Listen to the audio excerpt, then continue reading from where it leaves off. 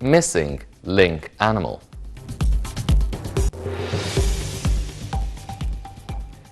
Welcome back. The news in details. President Abdel Fattah al-Sisi on Monday directed to pay attention to the cybersecurity of the information infrastructure in the new administrative capital, as well as adopting advanced training programs for the employees in order to raise awareness in applying standards of cybersecurity.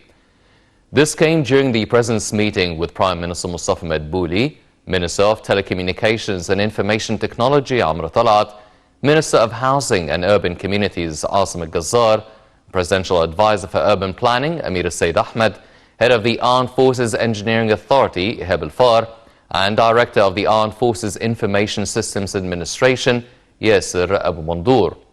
The Head of State also directed to expand in institutional and human development efforts through training cadres on digital skills. Presidential spokesman Bassam Radi said that the meeting tackled the latest in moving government bodies and ministries to the NAC.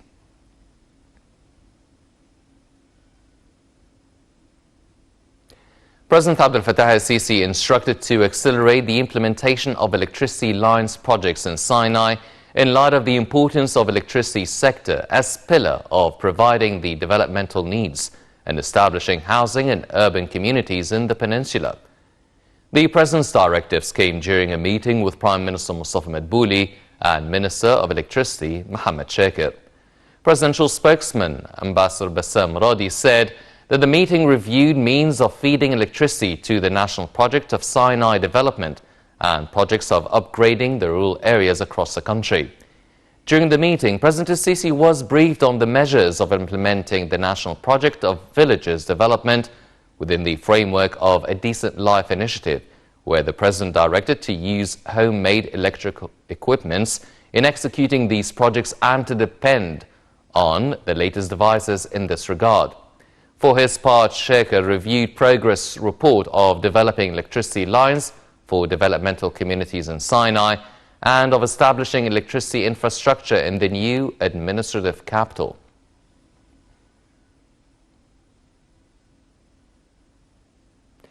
President Abdel Fattah al-Sisi said on Monday that Egyptians had succeeded at ending the crisis of the container ships stranded in the Suez Canal. His statement came after the Suez Canal Authority announced the success of efforts to refloat the enormous container ship blocking the Suez Canal.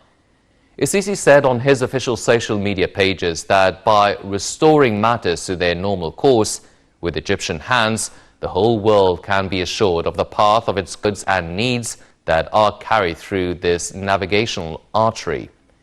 The President expressed appreciation to all Egyptians who contributed in ending the crisis.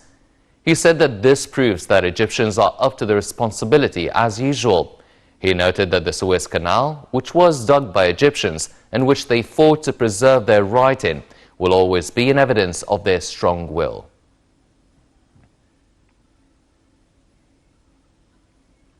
The MV Ever Given was refloated and the Suez Canal reopened on Monday, sparking relief almost a week after the huge container ship got stuck during a sandstorm and blocked a major artery for global trade.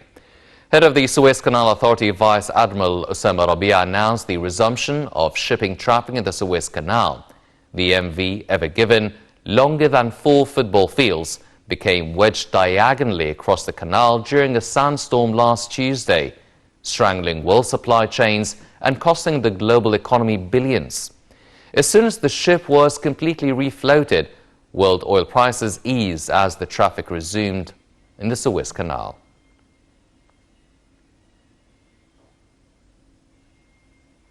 Head of the Suez Canal Authority Vice Admiral Osama Rabia announced that the container ship blocking the Suez Canal has been successfully refloated. The MV Ever Given, longer than 4 football fields, became wedged diagonally across the canal during a sandstorm last Tuesday, strangling world supply chains and costing the global economy billions. The MV Ever Given was refloated and the Suez Canal reopened on Monday, sparking relief almost a week after the huge container ship got stuck during a sandstorm and blocked a major artery of global trade.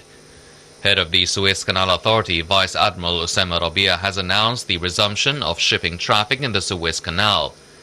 The MV Ever Given, longer than 4 football fields, became wedged diagonally across the canal during a sandstorm last Tuesday, strangling world supply chains and costing the global economy billions.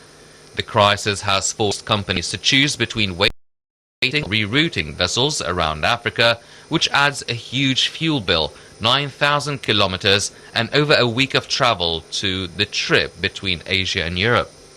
A total of 11 tugboats had been pulling Ever Given, with salvage crews working around the clock. Each day of the blockade could be costing global trade some $6 to $10 billion. That translates to some 0.2 to 0.4 percentage points of annual trade each week. At least 369 vessels are waiting to transit the canal, including dozens of container ships, bulk carriers, oil tankers, and liquefied natural gas or liquefied petroleum gas vessels.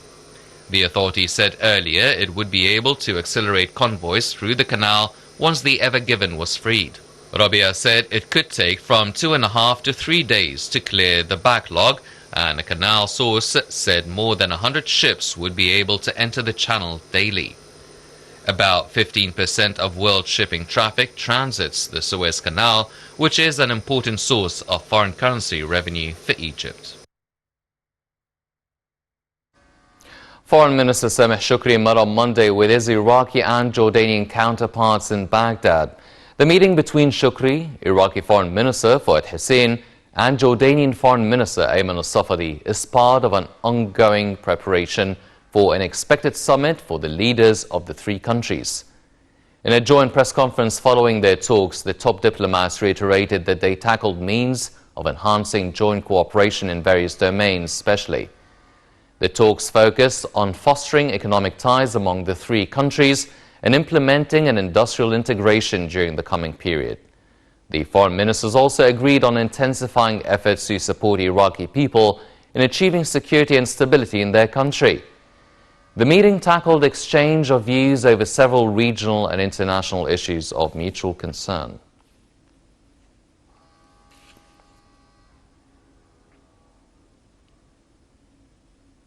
The Prosecutor General has ordered the arrest of 8 people over a collision between 2 trains that killed 18 people last week on Friday.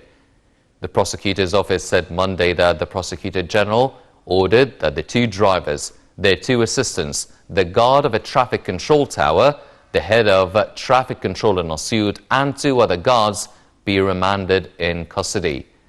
At least 19 people were killed and 185 injured in Friday's rail crash. Surveillance camera footage of the accident showed a speeding train barreling into another as it rolled slowly down the tracks, sending a carriage hurtling into the air in a cloud of dust. President Abdel Fattah al-Sisi pledged tough punishment for those responsible for the crash.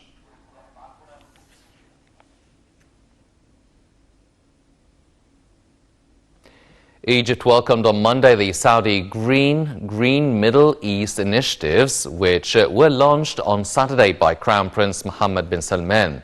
The 2 initiatives will shape the kingdom's tendency to protect earth and nature and will strongly contribute to achieving global objectives in facing environmental challenges such as desertification.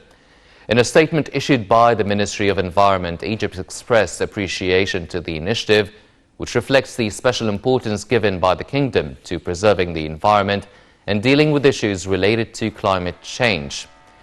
Egypt said that it is looking forward to participate with Saudi Arabia in implementing the initiative. Under the initiative, 40 billion new trees are to be cultivated in the Middle East, cutting international carbon dioxide emissions by 2.5%.